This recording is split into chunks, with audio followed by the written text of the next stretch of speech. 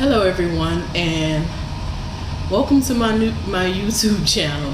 My name is Ricky, and right now you're facing it with Coach Ricky. I am a life coach. I am a motivator. I am an encourager. I'm just great. I'm just great. Today I want to speak with you about fear. Not only are we going to speak about fear, but we are going to speak about facing fear and subduing it and overcoming it. I hope my phone doesn't fall. It's kind of like rigged up there. But a lot of people, first of all, thank you for clicking and viewing my channel. I really appreciate you guys for coming on. I am not going to say like, subscribe, and share. I'm not going to say that. I'm just not going to say like, subscribe, and share. I'm not going to say it. I'm just not. But I think in this time, a lot of people are going through fear, anxiety, and depression. I feel like a lot of people talk about fear, but they don't talk about anxiety and depression. The way I can explain it is like, fear, anxiety, and depression is cousins. It's like the illustration that I would like to give you is, imagine your cousin get into a fight. It's just your cousin and the other person, they're fighting. As the cousins, you're gonna jump the person. Your cousin is fear, you are anxiety, and then your other cousin is depression. And it's kind of like they jump you. Fear, anxiety, and depression jumps you. I wanted to go over what is fear. So I looked up the definition of fear. It says fear is a distressing emotion arised by impending danger, evil, pain, whether the threat is real, the feeling or the condition of being afraid. And even in a dictionary, it said a cause of concern of anxiety. Fear comes to paralyze you. When you're living in fear, you are literally paralyzed. After fear comes anxiety, and it comes depression. Because what happens is when you're living in fear, the only thing you're thinking about is the thing that you fear. So when you're thinking about the things that you fear, you have a panic attack, which is anxiety basically. Then once the panic attack is over, you're depressed because you're trying to figure out why this is happening to me. You feel alone. That was when I was dealing with those things. I felt very alone, like nobody's going through this but me. I felt as if I was losing my marbles. My elevator wasn't functioning, as people would say. But I'm looking down just because I have like not really notes, but just little pinpoints I wanted to talk about. First thing first is you have to find what the root of fear is. Where did it come from? When I went through fear, depression, and anxiety, and when I went to seek help, because I'm a whistleblower. In the corporation, they talk about being a whistleblower. When something is ailing me, I reach out. I'm like calling, hey, you going through this thing called anxiety. First, I want to address, in my ignorance, I didn't think that fear, anxiety was a real thing. My mom will go through it. I would hear people, I'm like, them people ain't got no anxiety. They just crazy. But that was in my ignorance. But when it came upon me, I began to educate myself. The first thing first is you have to find out the fruit, where it started at. When you go to seek any kind of help or you begin to do the self-work, the first question they are going to ask you is, where did it come in at? For me, it was a hormonal imbalance. For others, it is the feeling of guilt. I don't know if it's guilt or if it was a traumatic experience or whatever that thing was that caused you, that allowed the spirit of fear to come in, because fear is a spirit. The Bible tells us that God did not give us the spirit of fear. So my thing was a hormonal imbalance, which caused fear to come in. Then I had anxiety, which caused the panic attacks, and then I had the depression, which made me feel like I am in this alone. Once I began to identify where it came in at, I then had to do the work. And in doing the work, you have to begin to detoxify yourself of that thing. Whether it's the traumatic experience, you have to forgive yourself. With me, it was the hormonal imbalance caused by birth control. So I had to get the thing removed. It didn't leave. I had to go through the process of detoxifying myself and giving myself the right nutrients in that sense. But if it's with guilt or a traumatic experience, I believe that in order to detoxify yourself, you have to first forgive yourself. You have to go through the detoxification process, and that is doing the work.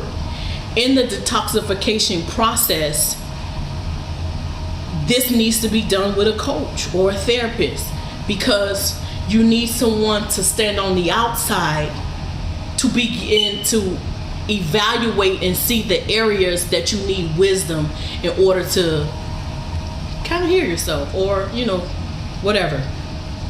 So once I find what was the fruit of it, where did it start, then I had to once I started with what caused this thing, where did it come from, I had to then start doing the work. Doing the work is very important because it's ugly. What I learned with anxiety, depression, and fear, it came to teach me something. I had to sit back and I became more present in a moment. A lot of things we do subconsciously, like the best example, have you ever done something you don't even know how it got done, or you drove yourself to work, you don't even remember how you drove yourself to work? It's the subconscious mind. And with the subconscious mind is store a lot of things. The subconscious mind doesn't know what's real. It doesn't know the difference between what's real and what's fake. So sometimes we live in a subconscious mind, and that's where the fear and the threats are stored. So I had to become present in the moment. When you become present and you become conscious in the moment, then you're able to see, hey, this stuff is not really happening. Or fear, I felt like I was going to cave in yesterday. Fear was so loud, I thought I was going to cave in, but today but it's the next day and I live to face another day. That is what being in the present means. Sometimes when we're living in fear, we don't notice the birds chirping and the wind blowing. We are just, and at that state, I was just so busy trying to hold on to the little piece of mind that I felt, or a little piece of faith, sanity that I felt that I had. But when I began present in a moment, you begin to be appreciative. That's why I say be present in a moment, because you begin to see, okay, why did this thing happen? And I went on my journey and I say, why did this thing happen? So once I got to the place and I said, okay, why did this happen? I identified the fruit.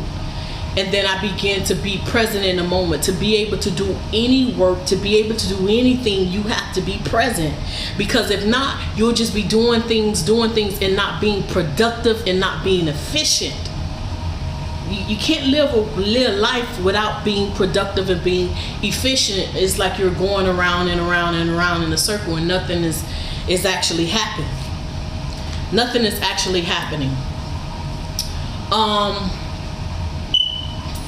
Once I began to do the work, you have to pray. I'm a believer, I'm a Christian, and I began to pray. And once I began to pray, answers began to come to me on what to do. God sent the right people to me. Once I began to pray and getting into that communication with God, He then sent me on this journey, or sent people along my path to help me battle fear, anxiety, and depression. So I would research, I would go on YouTube, I would listen to how people overcame anxiety. Some people have jitters, and some people have a full-blown panic attacks. And even with those full-blown panic attacks, I learned that you have to accept it. Don't resist what's happening. You have to breathe and let it filter through. Think of your body as a filter. What happens with a filter, it filters out all the bad and it leaves the good. That is what helped me with going through panic attacks. Is I had to breathe, accept that this is happening, breathe, accept it, and let it flow through my body. With battling anything, with going through a fight of anything, you have to educate yourself. Let me give you an example. When Mayweather fought Pacquiao, I just threw myself into researching Mayweather. I think this guy is phenomenal. Now, you may not agree with me, but I think Mayweather's great. And if you know anything about boxing or any sport, you have to build yourself up. Now, a lot of times the fights don't go, I think it's 10 rounds, 12, I don't know, 10 rounds. A lot of times the fight doesn't go 10 rounds, but the boxer has to build himself up to be able to fight the 10 rounds. So what does he begin to do? He studies his opponent. He studies his move. He studies the way he fights. He studies what kind of fighter he is. Because I was listening to Mayweather, and his father said that boxing is the thinking man's sport. And that's the thing with the anxiety, the fear, and the depression. It's a thinking game. It's all about thinking yourself, changing your internal dialogue. So back to boxing, boxers build themselves up. Mayweather will do 13-mile runs. You know, that's just the morning workout. He would do this thing called wood chopping, where he would actually chop wood to build himself up. You know, he did his other thing throughout the box. He did his other, whatever they do in the gym. He did those things. So when you're in a battle, because let me tell you something, fear and anxiety and depression, it is not something to play with. It is a fight. And what you have to do is you have to do the work. You have to what I mean by fight, you have to research. You have to find the fruit. Once you find the fruit, you have to pray. And what's very, very important, you have to begin to speak opposite of what you feel. My number one scripture that I will go to is 1 Timothy. You could Google it, but I'm going to tell you what it says. It says, "For God did not give us the spirit of fear, but of power, love, and of a sound mind." So every time fear will come upon me, where I will be scared of something, or anxiety and depression will come, I will say out loud, "For God did not give me the spirit of fear, but of power, love, and of a sound mind." So if you're battling fear, anxiety, and depression, that thing wasn't sent from God, because he said he gave us power, love, and of a sound mind. What happens is when you're experiencing fear, anxiety, and depression, it's like it scares you. To me, the way I can explain it is like being in a dark room. There's no lights, and you're gonna freeze. It really paralyzes you, and you're trying to figure out what's going on, so you say nothing. But I think about the guys that was in the cave, the soccer team or whatever team, they was in the cave, and those guys got rescued. And in order to get rescued, they had to use their words. The words allowed the people to find them, meaning you have to make a noise for the earth to yield back to you what you need. And here's what I mean by that. When I was going through fear, anxiety, and depression, I had to I did declarations. I had to speak the opposite of fear. Fear has no place in my life is one of the things that I would say. I will feel fearful, I will feel a panic attack, and I will feel anxiety, I will feel depression. But I would say depression, fear, and anxiety has no place in my life. I would get up in the morning and I would say my declarations. In order to first you have to face these things, but in order to subdue and overcome, you have to build up ritual, is what I would say. These are things that I did every day. Whether I felt good or I felt bad, I got up in the morning and I spoke to fear. Because what happens is, if you don't speak to these things, they overcome you. And what happens is, what you're feeling inside, you begin to attract. When you're speaking your affirmations, you have to, what it's doing is changing your internal dialogue. Because for years, I mean, I can encourage you, I can tell you, I think, oh my God, you can do it. But to me, I really thought, I always thought self-defeat. I always spoke negative things about myself. So when I was praying and I was doing my declarations, it wasn't until I got the understanding that what you're doing, Ricky, is you're changing your internal dialogue. When I started changing my internal dialogue, it started breaking up the fear and breaking up the anxiety and breaking up the depression. Because what was in had to come out. And a lot of times we don't use our power, which is our words.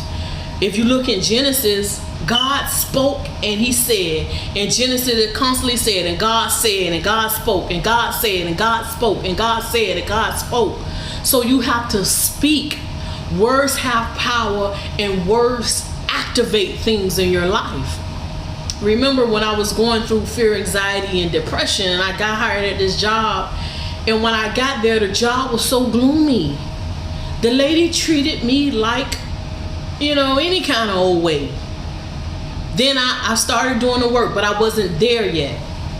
Then I got to another job. It was better, but it still wasn't what I was looking for.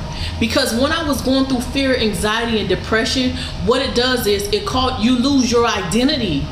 Because you're so busy concentrating on the fear. It's sent from the devil, because it really kills, steals, and destroys. It steals your time. It kills your joy. And it literally destroys any vision or any hope that you think you have. That's all it comes to do. So what was inside of me is when I would go to these jobs and I'm like, oh my God, this is, it's quiet, it's gloomy, and it's doomy. And I'm like, this is not me. Before this thing really took root, I am happy. I like telling jokes. I like to work, but I like to laugh. We cracking up all day long. That's how I used to get through it. But once I began to do the work, and I began to do my declaration, I would listen to prayers. I have like 2 prayers that I would listen to. I have a meditation that I would listen to every single day. I bumped it up to twice a day, because I said, fear, anxiety, depression is not playing with me, and I am not playing with it. I came to subdue it. I had one goal, and that was to subdue it. And once I began to really do the work, let me tell you how good God is. When you begin to really do the work and you stop searching, because your healing, what you need is on the inside of you. And a lot of times when I first started, I was looking for everybody to give me answers. But it wasn't until I got this, I had the will to actually fight it, God started giving me strategy. Okay, I began to check things off. Okay, I do this, I do that. And what God would do is, he would give me the answer, but he would send someone else, people from my church. Oh my God, I love the people from my church. He would send, and they didn't know what I was going through. He would send answers through them. My pastor, she said that you have to see yourself the way God sees you. And that was my answer. I had to start changing my internal dialogue. For God said that I am fearfully and wonderfully made. Why am I not thinking this about myself? I'm great. I am awesome. I used to be like, oh, you know, you very pretty, but you would be pretty if you lost weight. And I said, nope, I am beautiful just like this. I'll lose weight eventually. But you have to start speaking positively. You have to do your declarations. You have to, and my thing is this. When you do that, I forgot this one point. You have to learn your triggers. That's very important in your process. When you begin to go through the process, you have to learn your triggers. Your triggers are what triggers fear, anxiety, and depression. Sometimes movies, sometimes people. And people who know me personally, some of the people would, they try me and they would trigger me. And I didn't know that person was a trigger until I started doing the work. Certain movies, because the subconscious, what happens is when you're listening to music and certain songs, it stores in your subconscious mind. Your subconscious mind don't know what's real and what's fake. And if you think on it long enough, you'll have a bad dream, and that dream could put you in a state of fear. So you have to learn your triggers. Like, one of my triggers is this. I'm a person, I like to plan. I have a plan for the plan. I'm not a go with the flow kind of person. Some people are. That's just not the way I rock. I like a plan. And if I have something planned and somebody else say, oh, let's do this, then that gives me anxiety, because I have to figure out, like, oh my God, how am I going to do this and do my thing? Once you begin to learn your triggers, you will then be able to say, you know what, I can't do it. No, that's not going to work for me. And it is okay that you're a planner.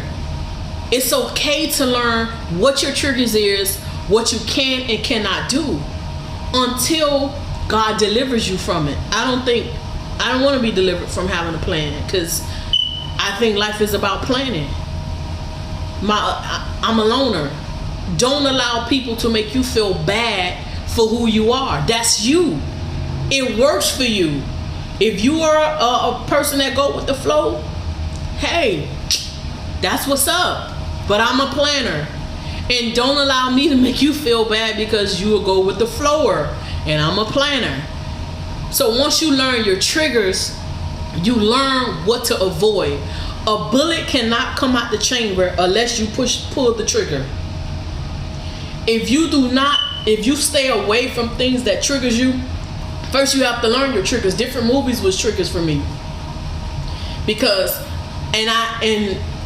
I wasn't present, I would take certain movies to heart, and I'm like, hold on, this is not real. Like, I would have to tell myself, this is not real. This is just a movie. This is not real. This is just a movie.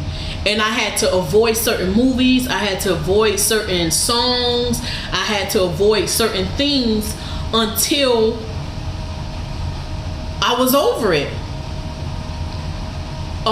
So once you start knowing your triggers and you start doing your declarations, which are very, very important, because what's happening is your words have power, and your words are breaking up all that fear, all that anxiety, all that self-doubt, and all those things.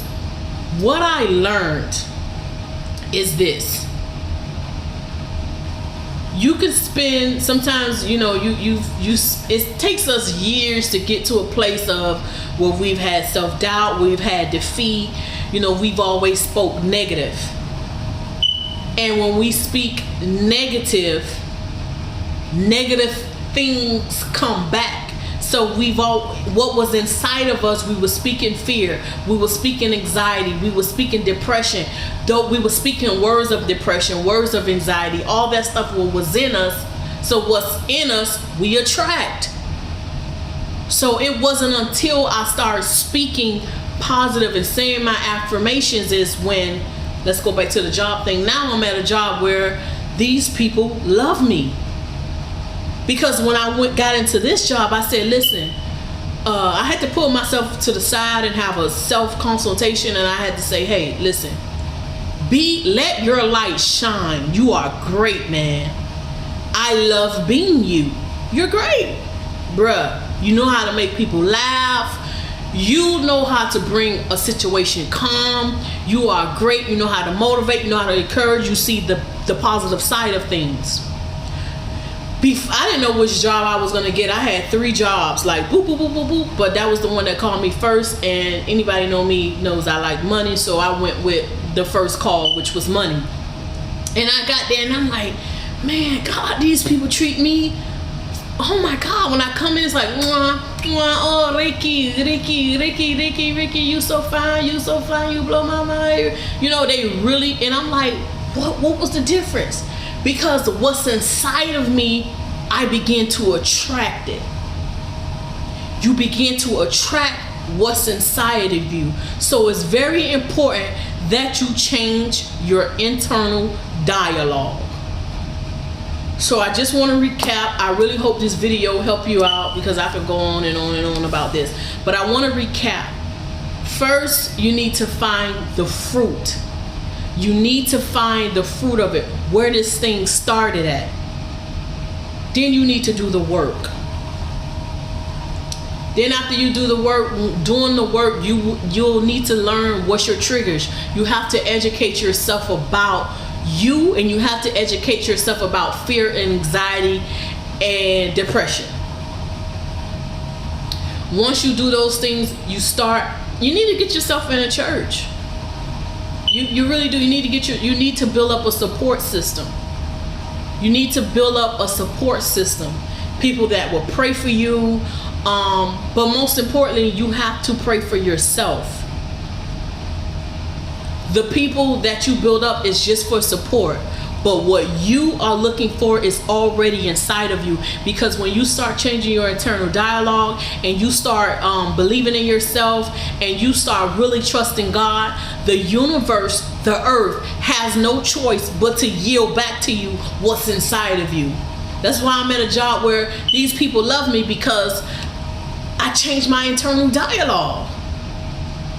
I loved myself. So guess what? Love began to. I have a friend that she's very empowering, and I was telling her, I said, man, these people really love me. She said, you know what? You need that. She said, because I'm glad that other job did what they did, because I felt sad for you. You deserve to be at a place or around people that edifies you, that speak positive around you. And even for words have power. You cannot allow people to speak negative towards you. You have to bind up those words, and you have to release the blood of Jesus. Because here's what I learned in my research. When you do not speak for yourself, think of those guys that was in the cave, the soccer guys that was in the cave. If they had not spoke out, if they had not made a sound, they could have died. And that's what fear, depression, and anxiety does. It literally comes just to kill, steal, and kills us daily, because we're living in fear. But when we begin to open our mouth and make a sound and talk back to that thing, it has to release. You have to know that the enemy will not prevail. I just want to encourage you. I want to motivate you. Again, I am a life coach. I want to encourage you. I want to encourage you that you can do it. You are not alone. You can. First, you have to face it. There's a famous quote that says, instead of running from the thing that you fear, run towards it. That means face it. Once you face it, the universe will give you the answers you need to overcome it and subdue it. So I want to end at this. I don't know, I've been going a while, but I hope this video encourage you. I hope it give you the zeal you need. I hope it give you the spunk you need to fight. remember, fear and anxiety and depression is nothing to take lightly. You need to box. You have to box that thing out. And it is a thinking's man game. So when you fit, you have to be consistent, because fear and anxiety and depression, it is consistent. It consistently bothers the hell out of you. So I just wanted to share that. Again, I'm not gonna say like, subscribe, and share this video. I really hope this video was a blessing to you. I shared little things that I know that was helpful for me. I hope that it's helpful for you. Again, this is Face It with Coach Ricky.